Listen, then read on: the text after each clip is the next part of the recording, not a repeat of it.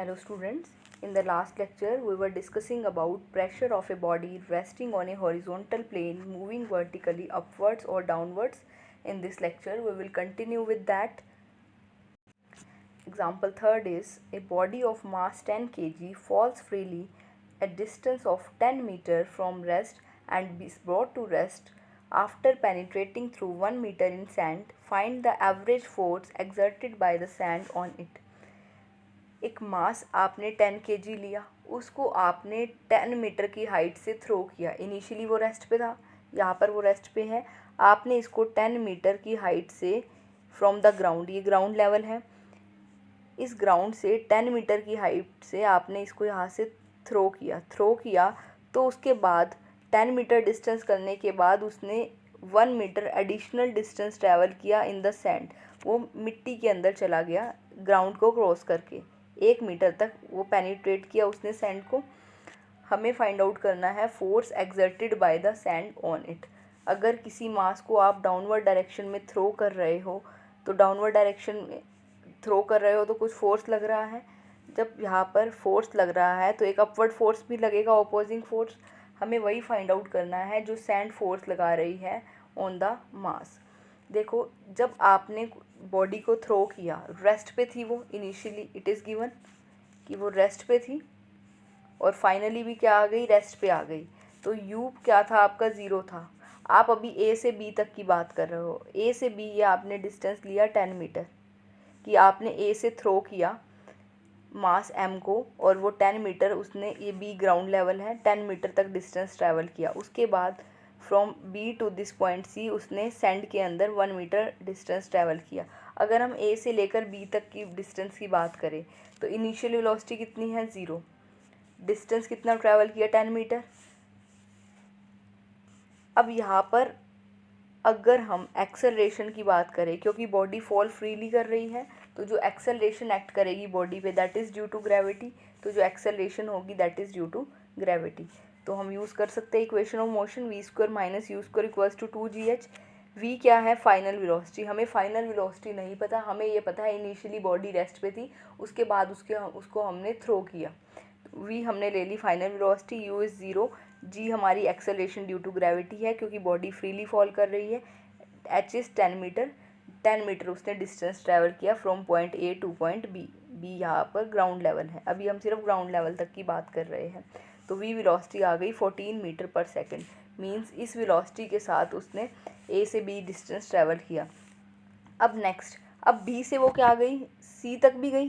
जब आपने बॉडी ऊपर से ए पॉइंट से थ्रो की तो वो क्या किया, ग्राउंड के अंदर चली गई 1 मीटर तक. तो जब ग्राउंड के अंदर गई बी पॉइंट पे उसकी वेलोसिटी कितनी हो जाएगी, अब 14 मीटर पर सेकेंड. जो ये आपने वेलोसिटी फाइंड आउट की, इस वेलोसिटी के साथ ये बॉडी क्या कर रही है, मूव कर रही है. तो बी पॉइंट पे जो वेलोसिटी हो जाएगी दैट इज़ 14 मीटर पर सेकेंड और सी पॉइंट पे जो वेलोसिटी हो जाएगी वो हो जाएगी ज़ीरो, क्योंकि बॉडी फाइनली रेस्ट पे आ गई है. डिस्टेंस कितना ट्रैवल किया उसने, एस 1 मीटर, एस की वैल्यू 1 मीटर आ गई. नाउ एक्सेलरेशन हम निकाल सकते हैं, हमारे पास u है, v है, s है. We know v square minus u square is 2gh. v is final velocity which is zero, u is initial velocity it is 14 and g is हम एक्सेलरेशन हम फाइंड आउट करेंगे. और h कितना distance उसने travel किया, 1 metre. तो f की value आपने निकाल ली, इसको सॉल्व करके f की वैल्यू आ रही है -98 मीटर पर सेकेंड स्क्वायर. मीन्स इस एक्सेलरेशन के साथ बॉडी सी पॉइंट तक आई और नेगेटिव हाइट मीन्स रिटार्डेशन ही हो रही है. अब यहाँ पर जब बॉडी डाउनवर्ड डायरेक्शन में मूव कर रही है, बॉडी का मास कितना है, 10 kg. तो जो डाउनवर्ड डायरेक्शन में फोर्स एक्ट करेगा that is 10g. Upward direction में जो फोर्स एक्ट कर रहा है वो हमने सपोज कर लिया r, क्योंकि बॉडी को आप नीचे थ्रो कर रहे हो, मोशन डाउनवर्ड डायरेक्शन में हो रहा है. तो डाउनवर्ड डायरेक्शन में जो फोर्स लगेगा 10g लगेगा, अपवर्ड डायरेक्शन में r लगेगा. और जिस एक्सेलरेशन के साथ बॉडी मूव कर रही है वो हमारी एक्सेलरेशन क्या है, अभी आपने फाइंड आउट की -98. बी टू सी तक की अगर हम बात कर रहे हैं, अगर आपकी body B to C point तक मूव कर रही है, उस केस में हमारा डाउनवर्ड फोर्स हो गया 10g. अपवर्ड फोर्स हमने निकालना है कि अपवर्ड फोर्स r क्या बता रहा है कि जो ये सैंड है वो कितना फोर्स अप्लाई कर रही है इस मास पे. 10g क्या बता रहा है, ये जो मास है ये कितना फोर्स अप्लाई कर रहा है ऑन दिस. अब यहाँ पर जो बॉडी है वो एफ एक्सेलरेशन के साथ डाउनवर्ड डायरेक्शन में मूव कर रही है और एफ की वैल्यू -98 है, अभी आपने निकाली। तो इक्वेशन ऑफ मोशन लिख सकते हैं, net force equals to mass into acceleration. Mass is 10, acceleration is f, और एफ आप अभी कैलकुलेट कर चुके हैं -98, और नेट फोर्स कितना हो जाएगा 10g माइनस आर, क्योंकि बॉडी डाउनवर्ड डायरेक्शन में मूव कर रही है। डाउनवर्ड डायरेक्शन में तभी मूव करेगी जब 10g आपका ग्रेटर होगा आर से। So 10g minus R is 10f। So R की वैल्यू आ गई 10g माइनस एफ, जी की वैल्यू पुट कर दी, G is acceleration due to gravity that is 9.8 and F is -98, तो ये +98 हो जाएगा। इसको सॉल्व कर लिया तो नॉर्मल रिएक्शन जो आपका आ गया 1078। और नॉर्मल रिएक्शन क्या है? नॉर्मल रिएक्शन वो फोर्स होता है जो आपके, ये अगर प्लेन की बात करते हो तो प्लेन जो बॉडी पे फोर्स लगा रही है। अब यहाँ पर सैंड है, सैंड में बॉडी जा रही है, तो जो सैंड फोर्स लगा रही है वो आपका आर हो गया। इसको आप kg वेट में चेंज कर सकते हैं, dividing by 9.8, because 1 kg weight is g newton, तो 1 newton is 1/g kg weight. Next is example 4th। A 100 kg man slides down a rope. The rope can at most withstand a tension of 50 kg weight. How great should his acceleration be so that he reaches the ground in longest possible time? एक man है 100 kg, वो किसी रोप से नीचे आ रहा है, slide कर रहा है। हमें ये गिवन है कि जो रोप है वो मैक्सिमम इतनी टेंशन बियर कर सकती है, 50 kg वेट। kg वेट है मीन्स फोर्स है, रोप इतना फोर्स बियर कर सकती है। हमें बताना है कि एक्सेलरेशन कितनी होगी सो दैट ग्राउंड तक आने में उसको मैक्सिमम टाइम लगे। अब यहाँ पर जो मास 100 kg है, तो जो डाउनवर्ड डायरेक्शन में फोर्स एक्ट करेगा दैट विल बी 100g। अगर ये आप रोप ले लो, रोप है उसके ऊपर क्या है, मैन है, उसका मास कितना है 100 kg। Suppose this is man, तो जो मैन की वजह से जो फोर्स होगा दैट इज़ 100g, वो डाउनवर्ड डायरेक्शन में होगा। और जो टेंशन है वो क्या लगती है, अपवर्ड डायरेक्शन में फोर्स लगती है, जो टेंशन टी होगी वो अपवर्ड डायरेक्शन में एक्ट करेगी। अब यहाँ पर क्योंकि वो नीचे स्लाइड कर रहा है, डाउन अ रोप मूव कर रहा है, तो जो एक्सेलरेशन है हमने वो सपोज कर ली एफ है। एफ एक्सेलरेशन के साथ वो पर्सन किसी रोप से डाउनवर्ड डायरेक्शन में स्लाइड कर रहा है, डाउनवर्ड डायरेक्शन में मूव कर रहा है, तो 100g जो है वो ग्रेटर होगा टी से। तो इक्वेशन ऑफ मोशन क्या हो जाएगी, net force equals to mass into acceleration. Net force is 100g minus t, mass is 100, acceleration हमने सपोज कर ली है एफ। तो यहाँ से t की वैल्यू आ गई 100g माइनस 100f। अब हमें यहाँ गिवन है कि जो मैक्सिमम टेंशन बियर कर सकता है रोप वो कितनी है 50 kg। तो ये जो टेंशन है ये क्या होनी चाहिए, जो आपने फाइंड आउट की है टेंशन, ये t वो क्या होगी, less than equals to 50 kg weight होगी, और we can say less than equal to 50g newton होगी। इसको आपने ग्रेविटेशनल यूनिट को चेंज कर दिया एब्सोल्यूट यूनिट में, तो ये 100g minus 100f less than equals to 50g हो जाएगी, क्योंकि ये आपका सारा एब्सोल्यूट यूनिट में है, ये ग्रेविटेशनल यूनिट में था, इसको चेंज करेंगे।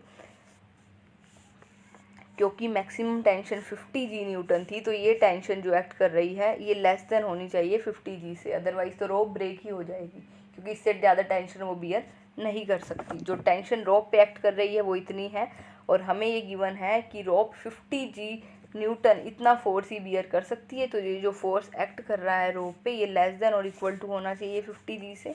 इसको सिंप्लीफाई कर लेंगे, ये आ गया हमारा g less than equals to 2f, और we can say f greater than equal to g/2। ये क्या कह रहा है, एक्सेलरेशन या तो g/2 होगी या फिर g/2 से ग्रेटर होगी। देखो जितनी कम एक्सेलरेशन होगी उतना ज़्यादा टाइम लगेगा आने में, और जितनी ज़्यादा एक्सेलरेशन होगी उतना कम टाइम लगेगा हमें आने में, उस पर्सन को आने में। अब हमें बताना है कि ग्रेटेस्ट टाइम कितना लगेगा। ग्रेटेस्ट टाइम कब लगेगा, जब एक्सेलरेशन कम से कम हो। देखो जितनी ज़्यादा स्पीड होगी तो क्या होगा, टाइम उतना कम लगेगा। अब यहाँ पर हमें बताना है टाइम ज़्यादा कब लगेगा, जब एक्सेलरेशन मिनिमम होगी, और मिनिमम एक्सेलरेशन कितनी है g/2। यहाँ से क्या आ रहा है, या तो एक्सेलरेशन g/2 है या greater than equal to g/2 है। हमें निकालना है minimum longest time. Longest time तभी होगा जब एक्सेलरेशन g/2 होगी, मीन्स मिनिमम होगी, और g/2 is 9.8/2 that is 4.9 metre पर second square. Example 5th is an aeroplane which together with its load weigh mkg is falling with an acceleration of f meter per second square, f being less than g. Show that if part of the load equal to 2 mf over f plus g kg be thrown out, the aeroplane will begin to rise with an acceleration of f meter per second square. देखो यहाँ पर aeroplane है एक, उसका wait given है, उसका wait जो given है m kg गिवन है विद लोड के साथ वेट गिवन है. अब जो एरोप्लेन है वो फॉल कर रहा है, डाउनवर्ड डायरेक्शन फॉल कर रहा है, तो इट मीन्स डाउनवर्ड डायरेक्शन में मूव कर रहा है. एक्सेलरेशन गिवन है 5 मीटर पर सेकेंड स्क्वायर, और यहाँ पर f जो है ग्रेविटी से कम है, f लेस देन g है. अभी हमने डिस्कस किया था अगर f ग्रेटर देन g हो जाती थी तो उस केस में क्या हो रहा था, सेपरेशन हो रहा था उस मास का और हॉरिजॉन्टल टेबल का. यहाँ पर हमें गिवन है f लेस देन g.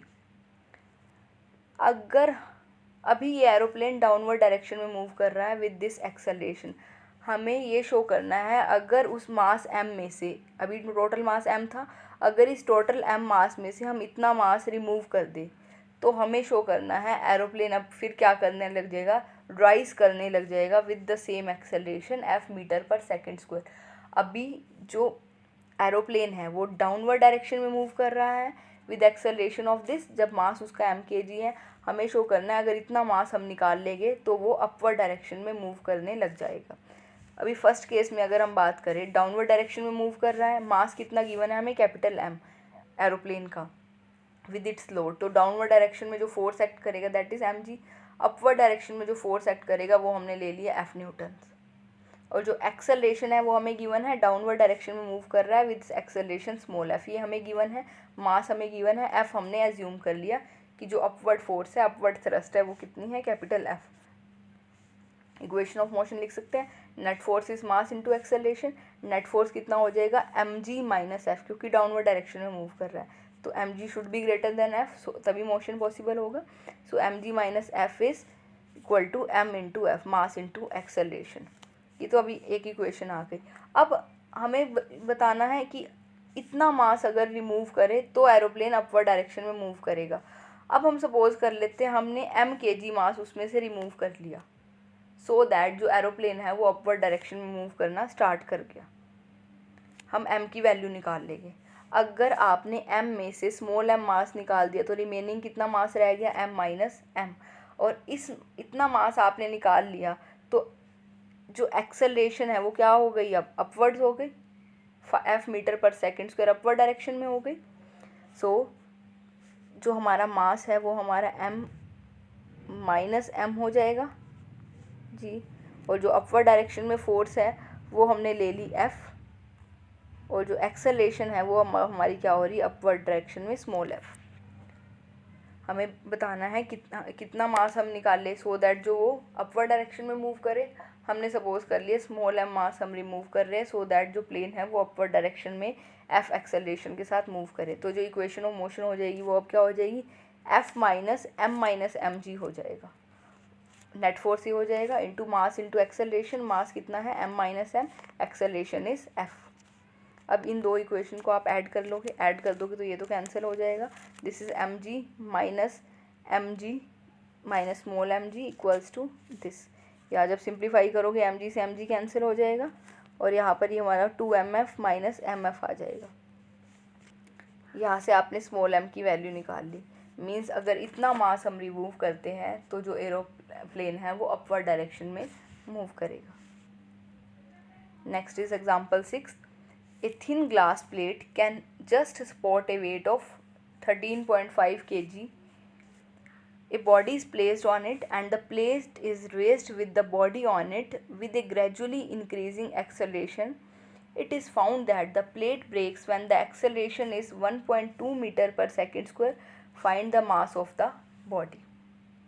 अब यहाँ पर देखो क्या है, एक प्लेट है, ग्लास प्लेट, वो सिर्फ इतना मास बियर कर सकती है, अदरवाइज़ वो क्या हो जाएगी, ब्रेक हो जाएगी. अब उसके बाद हमने क्या किया, उस प्लेट पे एक बॉडी रखी, फिर उस प्लेट को हमने अपवर्ड डायरेक्शन में मूव किया, रेस किया कुछ एक्सेलरेशन के साथ. फिर जब उस प्लेट को हमने अपवर्ड डायरेक्शन में मूव किया तो हमने ये देखा कि जो प्लेट है वो ब्रेक हो जाती है जब एक्सेलरेशन कितनी हो जाती है, 1.2 मीटर पर सेकेंड स्क्वायर. हमें बताना है कितना मास हमने उस प्लेट पे रखा। देखो जो आपका मास है जो आपने ग्लास प्लेट पे रखा वो हमने सपोज कर लिया m। अब यहाँ पर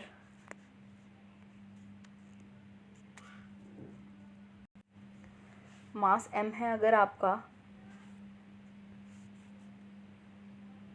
देखो अगर मास m है किसी बॉडी का तो जो डाउनवर्ड डायरेक्शन में फोर्स होगा वो mg होगा। जो नॉर्मल रिएक्शन होगी वो हमने सपोज कर ली r। आपने ग्लास प्लेट पे कुछ मास रखा, उस वो मास हमने कितना रख लिया m, दैट इज़ 13.5। इतना मास हमने रखा तो जो डाउनवर्ड डायरेक्शन में फोर्स होगा वो हमारा mg होगा और जो अपवर्ड डायरेक्शन में होगा वो r होगा। अगर कुछ मूवमेंट नहीं हो रही तो उस केस में r हमारा किसके इक्वल हो जाएगा, mg के इक्वल हो जाएगा। अगर मूव नहीं कर रहे हम तो r की वैल्यू क्या आ जाएगी, 13.5 into 9.8 that is this Newton. ये आपकी r की वैल्यू आ गई।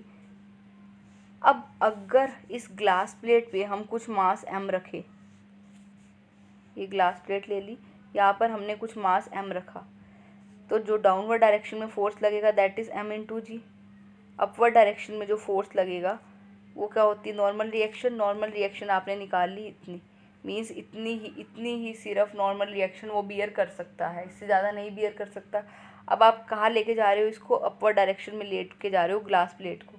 किसी ग्लास प्लेट को आप अपवर्ड डायरेक्शन में मूव कर रहे हो विद एक्सेलरेशन स्मॉल f, और जो उस ग्लास प्लेट पे आपने मास रखा वो आपने m रखा।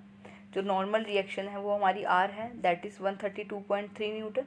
हमें ये गिवन है कि जो ग्लास प्लेट है वो 13.5 kg मास से ज़्यादा बियर नहीं कर सकती। जो नॉर्मल रिएक्शन होनी चाहिए वो कितनी होनी चाहिए, 132.3।